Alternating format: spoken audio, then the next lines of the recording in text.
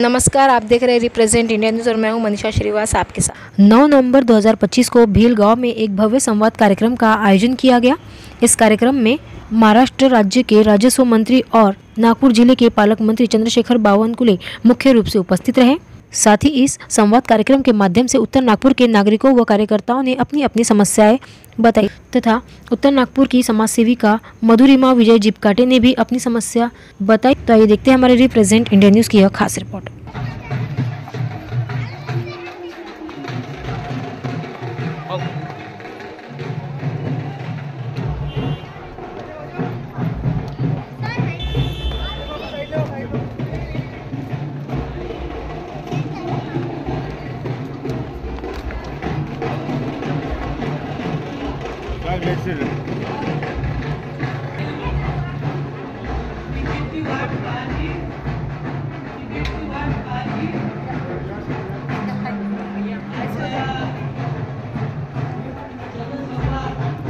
थोड़ा पीछे भी बावनकुले साहब आगे बढ़ो।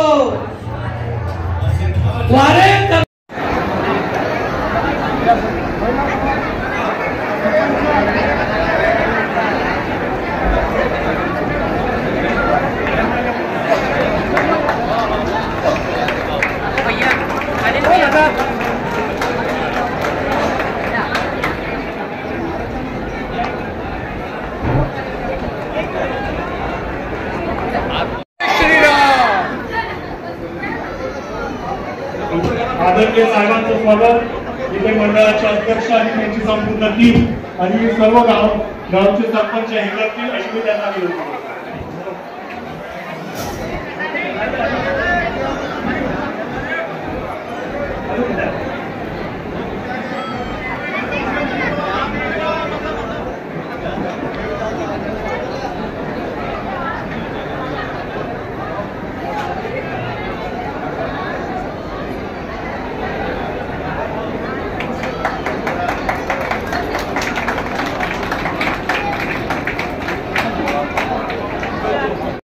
बावनकुले साहेब कसे वागले, मला तिकीट मिळाली नव्हती, मी कसा वागलो याची तुम्ही बोध घ्या आणि जर ज्याला तिकीट मिळेल त्याच्यासाठी आपल्या बुथावर आपल्या गावात आजपासून काम सुरू करा।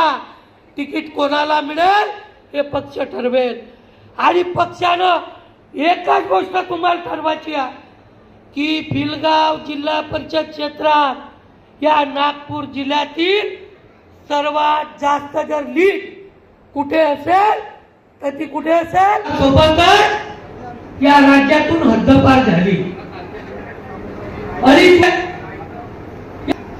कांग्रेसची राजवट होती। जरूर ये जो विषय आपने लाए हैं ये जल्द से जल्द करने की कोशिश होगी और जो मैंने आपको बताया है छोटा सा काम है, हो जाएगा। मधुरिमा विजय जिपकाटे, मैं उत्तर नागपुर टेकाना काशी निवासी प्रभाग नंबर 2 से। यहाँ पे आज कार्यकर्ता जन संवाद का प्रोग्राम था और यहाँ पे सर बहुत दिन से मेरी इच्छा थी कि एक बार मैं चंद्रशेखर बावनकुले सर से कभी ना कभी बात करूंगी करके। लोग बोलते कि नागपुर अपना बहुत स्मार्ट सिटी है, हाँ तो है ना, लेकिन अभी आप सर को यही बोले कि ये जो मैंने लेटर लाई हूँ और ये उनको दिखाई तो सर बोले आप एक बार सिर्फ एक बार आप आके वहाँ पे सर्वे करो, जो समस्या है मैं आपको बताऊंगी। तो वो सर ने बोले कि बहुत अच्छे से बोले कि ये आप व्हाट्सएप पे भेज दो और मैं हो सके तुम्हारा आपका पहला ही मैं ये आपकी कंप्लेंट मैं इस पे सर्वे करूंगा करके और ये एक बार उत्तर नागपुर में आके जो प्रॉब्लम है आपकी यहाँ पे जो उत्तर नागपुर जो भी प्रॉब्लम है वो सॉल्व करने का मैं प्रयास करूंगा बोले। सबसे पहले सर इतने सालों से हमारे आजू बाजू में, मैं ज्यादा दूर की बात नहीं करती, बारिश आती है तो हर घर में पानी घुसता है, पानी तो घुसता है नाली और कैसे गटर लाइन इतनी ओवरफ्लो हो जाती है, घर में पानी घुसता है। और सबसे पहले कैसे जब भी बारिश आती है लोगों को डर लगता है कि ये बारिश में क्या होने वाला है, वो तो एक पॉइंट है सर। दूसरा एक पॉइंट टेका नाका पे जब ट्रैफिक होती है वहाँ पे देखना कि वहाँ पे कितनी भीड़ भाड़ होती है। 8 रुपयाची वीज 12 रुपये होणार आहे, ती 12 रुपयाची वीज जनतेला न देता सौर ऊर्जेवर महाराष्ट्र आणायचा। तुमच्या घरी येणारे वीज कोळशावर की नाही तर त्या ठिकाणी उन्हेवरची तयार करायची आणि पुढच्या 4 वर्षामध्ये महाराष्ट्रामध्ये तुमच्या घरी येणारी वीज 12 रुपये रेट नसणार आहे, ती 6 रुपये करण्याचा निर्णय आपल्या महाराष्ट्राच्या सरकारने केला. आणि त्यामुळं या ठिकाणी आपल्या सरकारने हा निर्णय घेतला. आपल्या सरकारने निर्णय घेतला, खसाळा मसाळा खोटा भिलगाव खैरी आपल्या महाराष्ट्रातले गरीब मागासवर्गीय शेतकरी जे असतील त्यांच्या घरी जे 100 युनिट वीज वापरणारे ग्राहक आहेत, जे छोटे छोटे झोपडपट्टीमध्ये राहणारे मागासवर्गीय आहेत, अल्पभूधारक आहे, अत्यल्प भूधारक आहे, गावामध्ये छोटं घर आहे, त्या सर्व गरीब माणसांना 40,000 रुपयाचं सूर्यघर लावायचं. 40,000 रुपयाचं सूर्यघर लावून द्यायचं.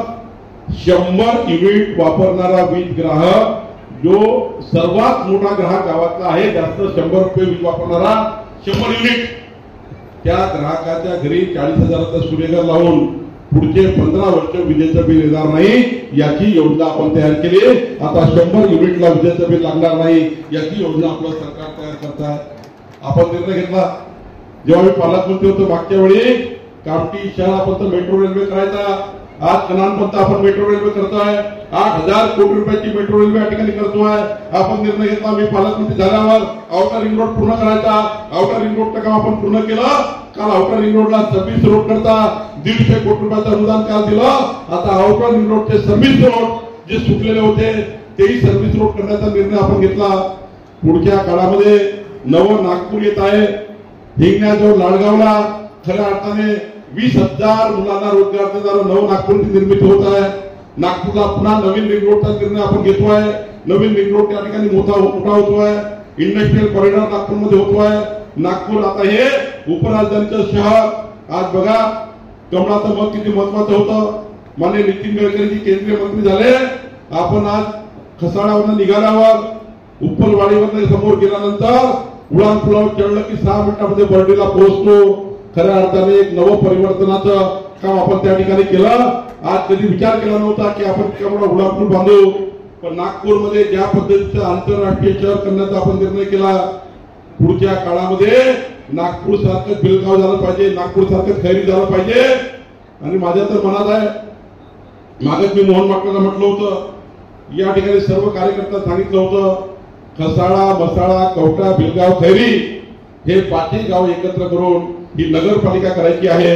पुढच्या काळात नगरपालिकेच्या माध्यमातून आपल्याला इथला विकास करायचा आहे. आज जरी जिल्हा परिषदची निवडणूक लागली तरी जिल्हा परिषद निवडणुकीच्या माध्यमातून फक्त ग्राम विकास होईल.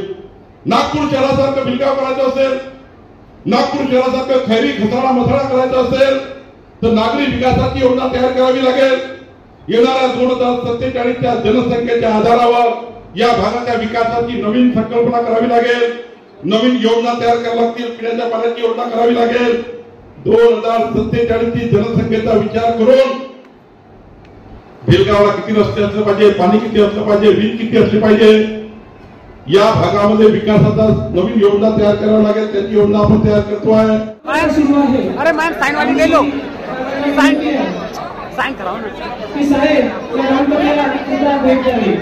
या ठिकाणी आले देवदुर्लभ